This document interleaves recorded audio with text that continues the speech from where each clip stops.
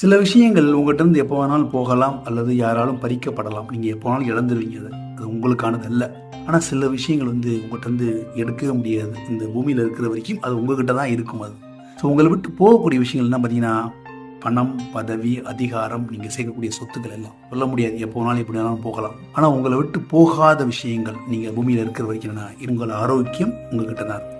உங்களுடைய அறிவு, நாலேஜ் உங்ககிட்ட தான் இருக்கும். உங்களோட கேரக்டர், குணாதிசயம் உங்ககிட்ட தான் இருக்கும். ஒர்க் எத்திக்ஸ், அதாவது நீங்கள் வேலையில் காட்டக்கூடிய, அது இப்படி தான் என்னுடைய வேலையை செய்வேன்னு காட்டக்கூடிய ஒரு முறை இருக்குது பார்த்தீங்களா, தொழிலையோ வேலையிலையோ, அது யாரும் எடுத்துகிட்டு போக முடியாது.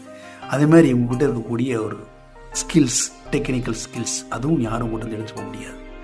ஸோ கவனத்தை செலுத்துவோம். நம்மகிட்ட யாரும் எடுத்துகிட்டு போக முடியாத விஷயங்களில். ஆனால் நம்ம கவனத்தை செலுத்துறது இல்லைலாம்.